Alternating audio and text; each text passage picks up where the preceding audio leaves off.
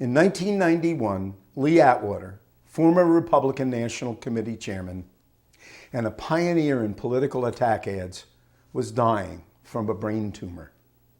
Years earlier, in an off-the-record interview, Atwater explained the so-called Southern strategy that allowed Republicans to win the votes of racists without sounding racist themselves by making the racial messages abstract.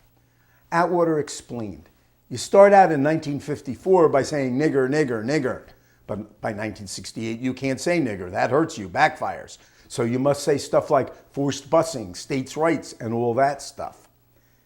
Atwater devised the famous attack ad for the 1988 presidential campaign that blamed candidate Michael Dukakis, governor of Massachusetts, for the rape and assault of a white couple by Willie Horton, a black convicted murderer who escaped from a weekend release program run by the Massachusetts prison system.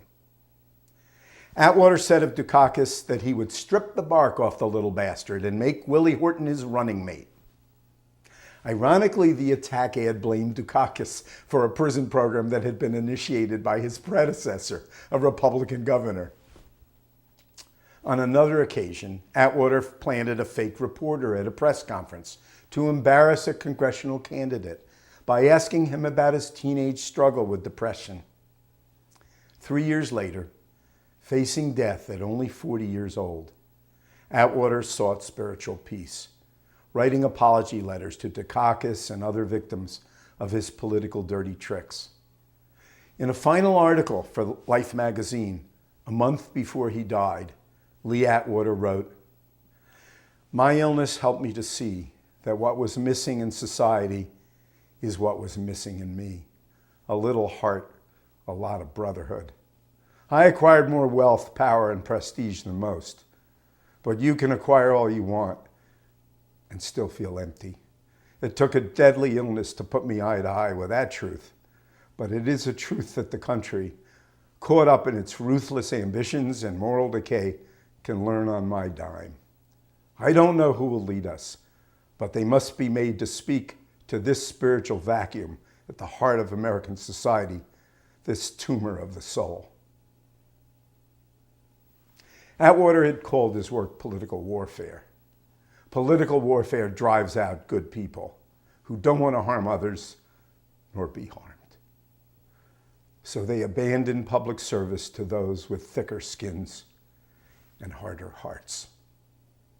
Sadly, voters around the world have come to believe that political party warfare is a necessary evil in selecting public officials, a method that might best be called selection by combat.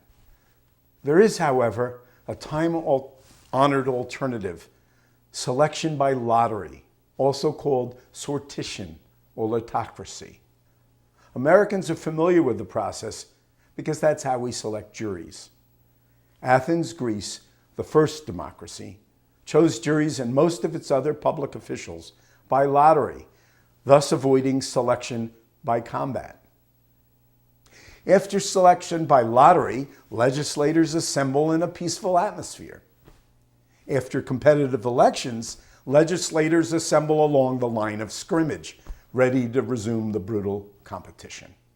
They focus not on the issues, but on seeking advantage for the next election. With the lottery system, there is no next election, nor political parties. Political parties were invented for the purpose of winning elections. George Washington, the first American president, predicted in his farewell address that political parties, quote, "are likely in the course of time and things to become potent engines by which cunning, ambitious, and unprincipled men will be enabled to subvert the power of the people and usurp for themselves the reins of government." One might question whether the proposed alternative, election by lottery, is relevant to America because it developed in ancient Athens, an imperfect democracy in which men without property, women, and slaves were not allowed to participate. But that exactly matches the American democracy of George Washington's time. Men without property, women, and slaves were not allowed to participate. However, in the 2 centuries since the founding of the American Republic, we have evolved. we can continue to do so. We must.